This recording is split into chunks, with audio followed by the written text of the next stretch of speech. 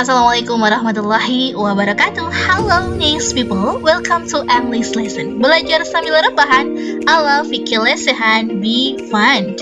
Today we are going to study about simple present tense. Hari ini kita akan belajar tentang simple present tense dan apa saja yang akan kita pelajari dalam simple present tense nanti.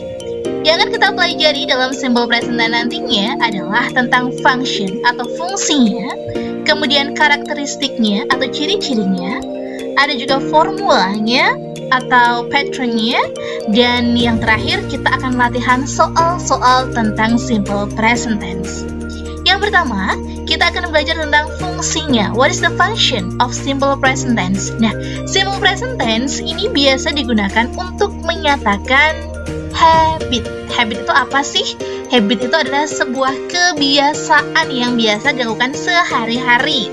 Contohnya adalah Cookie drinks milk every morning. Cookie minum susu setiap pagi. Itu adalah kegiatan yang dilakukan setiap pagi atau setiap harinya. Dan yang kedua, I usually get up at 5 a.m. Saya biasanya bangun jam 5 pagi. Jadi sebuah kebiasaan yang dilakukan bangun setiap pagi jam 5 pagi. Nah, itu tadi ya fungsi yang pertama sebagai penyataan habitual atau kebiasaan. Fungsi yang kedua untuk menyatakan sebuah fakta. Contohnya adalah the sun rises from the east. Matahari terbit dari timur. Jimin is singer. RM is genius. Sebuah fakta. Kemudian kita lanjut ke karakteristik atau ciri-cirinya. Lalu bagaimana sih ciri-ciri dari simple present tense? Simple present tense mempunyai ciri-ciri. Yang pertama, dia menggunakan effort of time berupa always atau selalu, usually biasanya, often sering, sometimes kadang-kadang, seldom jarang, everyday setiap hari, every week setiap minggu, twice a day 2 kali sehari. Kita juga bisa menggunakan misalnya once a week, sekali dalam seminggu. Nah, effort of time-nya jangan lupa ya, always, usually, often, sometimes, seldom, every day, every week, twice a day. Itu effort of time, ciri yang pertama. Ciri yang kedua, dia menggunakan verb 1 ketambahan s atau es. Verb itu apa sih? Verb itu adalah kata kerja. Ingat, kata kerja. Contohnya kayak misalnya read, membaca. Cook, jadi cooks karena dia ketambahan s. Ada juga go menjadi goes karena dia ketambahan es. Lalu kapan sih dia bisa ditambahkan dengan s dan kapan dia bisa ditambahkan dengan es? Jadi rata-rata verb 1 atau verb 1 itu biasanya ditambahi di belakangnya itu ada tambahan s-nya. Namun ada beberapa verb yang berakhiran dengan es. Beberapa verb yang berakhiran dengan yang diikuti dengan es itu adalah sebagai berikut. Jadi verb yang berakhiran dengan ss, misalnya discuss, ini kan berakhiran dengan ss ya, maka belakangnya kita tambahin dengan es. Verb yang berakhiran dengan ch, contohnya teach, maka belakangnya kita tambahin es. Yang berakhiran dengan sh, misalnya brush, kita tambahin dengan es. Yang berakhiran dengan x, kita tambahin dengan es. Yang berakhiran dengan o, misalnya do, jadi does, kita tambahin dengan es. Selain itu, hanya kita tambahkan dengan s saja. Misalnya read jadinya reads, cook jadi cooks, eat jadi eats, cuma ditambahin s belakangnya. Ingat karakter yang pertama, ciri yang pertama menggunakan effort of time seperti berikut, dan yang kedua adalah verb 1-nya ketambahan s atau s. Yang ketiga apa? Yang ketiga, dia menggunakan to be, is, am, atau are. Am itu hanya digunakan ketika subjeknya adalah I. Sedangkan is digunakan ketika subjeknya adalah she. She itu dia perempuan, contohnya nama Ani. He, dia laki-laki, contohnya nama Ali. It, benda cuma satu aja, contohnya cat. Kemudian are ini digunain untuk you, kemudian we, dan they. Contohnya they adalah cats. Kalau it itu kan cuma satu aja, catnya, nggak ada s-nya di belakang. Tapi kalau they ada s-nya di belakang, cats ada s-nya, artinya jamak gitu. Ingat karakter yang pertama, dia ada adverb of time-nya. Yang kedua, verb-nya ada tambahan s atau os-nya. Yang ketiga, dia menggunakan to be, is, am, atau are. Nah, selanjutnya kita akan menganalisis mana sih kalimat yang merupakan simple present tense dan mana yang bukan merupakan simple present tense. Ada 6 kalimat di sini. Kalimat yang pertama, Tata likes strawberry. Fokus ke verb-nya. Ingat, fokus ke verb-nya. Di sini verb-nya adalah likes. Dia ada tambahan S-nya, betul sekali. Maka dia adalah simple present tense. Yang kedua, kalimat yang kedua, verb-nya tidak ada verb di sini. Dia malah memakai was, bukan menggunakan is, am, atau are. Berarti sudah jelas bahwa kalimat yang kedua bukan merupakan simple present tense. Kalimat yang ketiga, ada kata goes. Ini verb 2-nya ketambahan, verb 1-nya ketambahan dengan es. Apalagi di sana juga ada adverb of time berupa everyday. Maka jelas kalimat yang ketiga adalah simple present tense. Kemudian yang kalimat yang keempat ada is. Maka dia simple present tense. Kalimat kelima, verb-nya diikutin s atau es tidak? Oh, tidak, karena di sana cook ini diikutin dengan ed. Dia tidak ditambahkan s atau es. Berarti kalimat yang kelima bukanlah merupakan simple present tense. Kita ke kalimat keenam. Ada always, tadi ciri yang pertama menggunakan adverb of time always, dan ciri yang kedua adalah dia menggunakan verb ditambahkan dengan s di belakang. Maka kalimat yang keenam adalah simple present tense. Kemudian kita ke formulanya. Ada dua bentuk dari simple present tense ataupun tenses-tenses yang lain. Dia menggunakan kalimat verbal dan juga menggunakan kalimat nominal. Kalimat verbal itu apa sih? Verbal sentence itu apa? Dan nominal sentence itu gimana? Kalau verbal sentence dalam simple present tense itu dia menggunakan auxiliary verbs do or does. Do or does itu diikuti sama base verb. Base verb itu kata kerja inti, kata kerja dasar. Misalnya study, walk, kemudian understand, things, like, bring. Itu kata kerja dasar. Sedangkan kalimat nominal dia menggunakan to be. To be-nya kalau dalam simple present adalah is atau am atau are. Penggunaannya seperti tadi. Is digunakan untuk is digunakan untuk she, he, it. Am digunakan untuk I, are digunakan untuk you, they, we. Nah, to be ini diikuti dengan adjective. Adjective itu apa sih? Adjective itu kata sifat. Misalnya big, beautiful, smart, handsome. Itu adjective. Noun itu kata benda. Misalnya table, students, kemudian teacher, dan lain sebagainya. Adverb itu ada kata keterangan. Misal kata keterangan tempat, misalnya in the kitchen, in the class. Kata keterangan waktu, in the morning. Yang terakhir menggunakan verb ing. Verb ing adalah base verb yang ditambahin dengan ing. Contohnya study jadi studying, cook jadi cooking, kemudian eat jadi eating, drink jadi drinking. Nah, itu ya.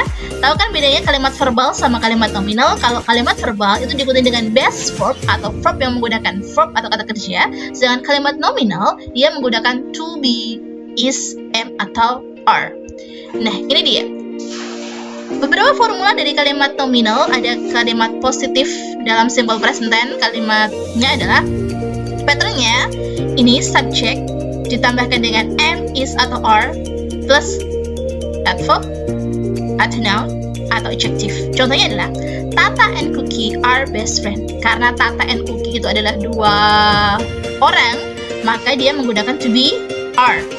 Kemudian kalimat negatifnya adalah subject ditambahkan dengan to be, is, am, are plus not. Ini yang membedakan. Kalau kalimat negatif selalu ada not-nya. Namanya juga negatif, tambahan not ya.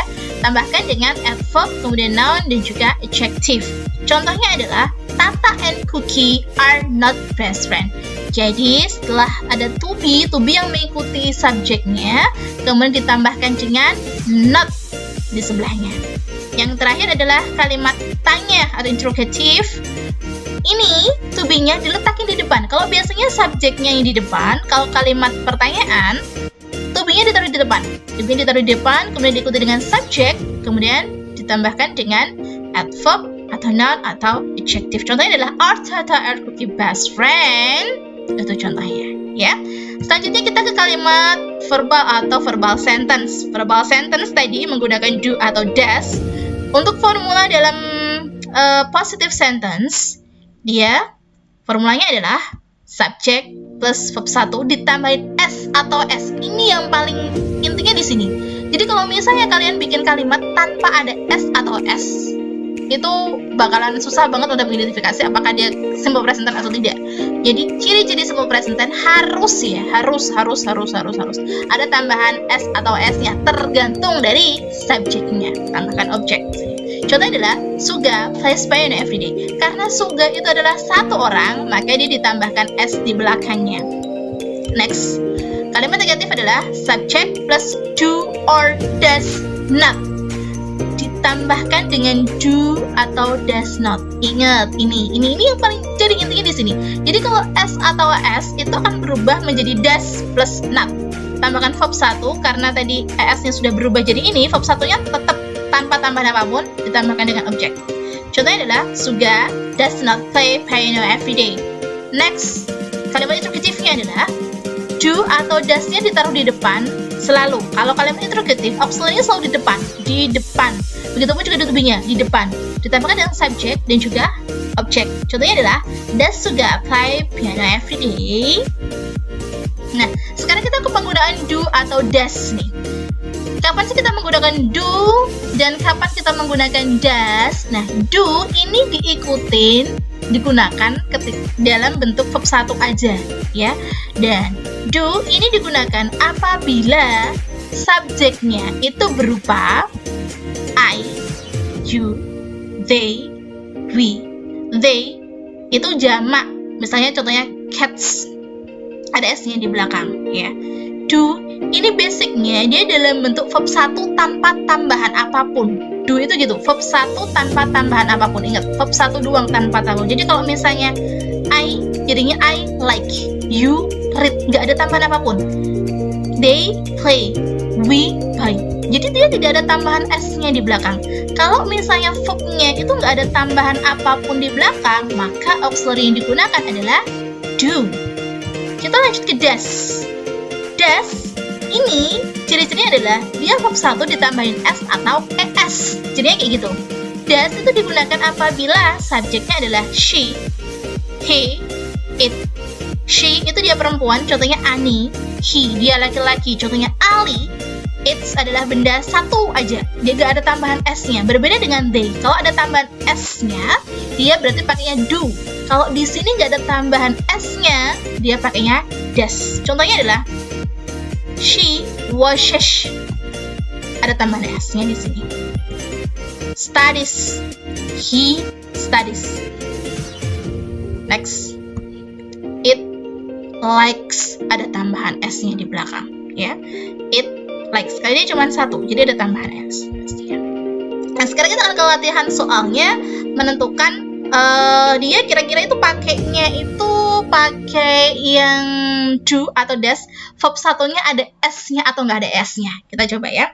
Soal yang pertama adalah Taehyun sing Sweet Night. Ini karena dia Taehyun ini adalah satu orang saja, he, maka kalau di sini hanya he saja, maka dia pakainya adalah verb 1 ditambahin dengan S. Jadi Taehyun sings. Yang kedua, Jin and Suga, dua orang kan, they berarti verbnya tanpa S, bener. Yang ketiga, the cats, ada S-nya di sini. Kalau ada S-nya di belakangnya berarti verbnya nggak usah pakai S. Jadi kalau di depan ini sudah ada S-nya, di belakang nggak pakai S.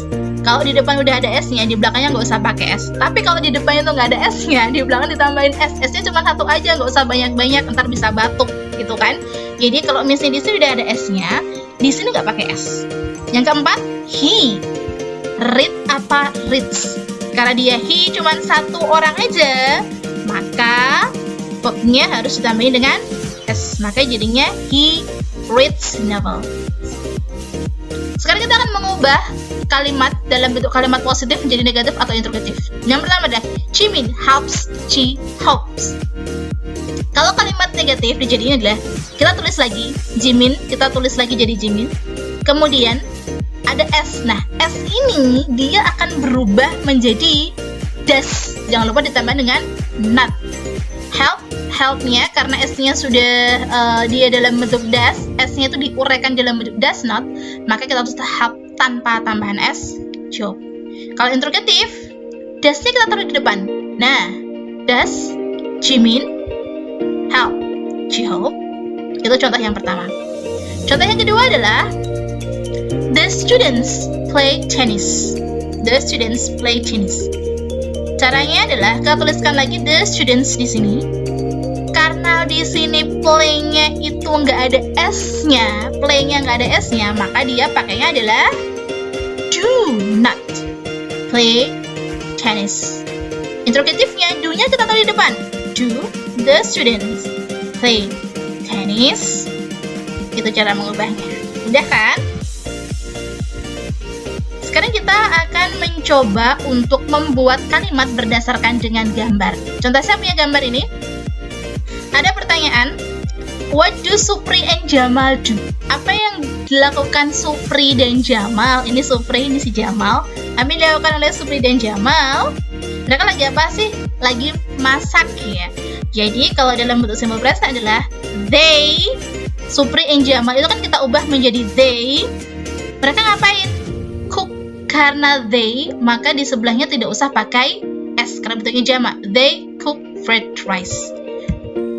Kalimat yang kedua, ada si Jono lagi apa nih Jononya? What does Jono do? What does Jono? Karena satu orang, maka dia pakainya does ya. Tapi kalau di sini dua orang, Supri and Jamal, dia pakainya do yang berubah depan. Oke, what does Jono do? He reads a book. Jono dia berubah menjadi he, kemudian kegiatannya apa? Reads, karena dia he, maka sebelahnya ditambahin dengan S. He reads a book. Yang ketiga, terakhir, what does Saripudin do? Apa sih dilakukan Saripudin? Dia lagi ngapain? Dia lagi nyuci kan? Nyuci apa namanya? Penggorengan gitu. Maka he washes frying pan. Saripudin berubah menjadi he. Kegiatannya apa? Karena dia sedang mencuci, maka washes. Karena dia he, maka di belakangnya ditambahin s, frying pan. Okay, that's all my explanations about simple present tense. Itu adalah penjelasan saya tentang simple present tense. Semoga bermanfaat ya. See you next time and wassalamualaikum warahmatullahi wabarakatuh.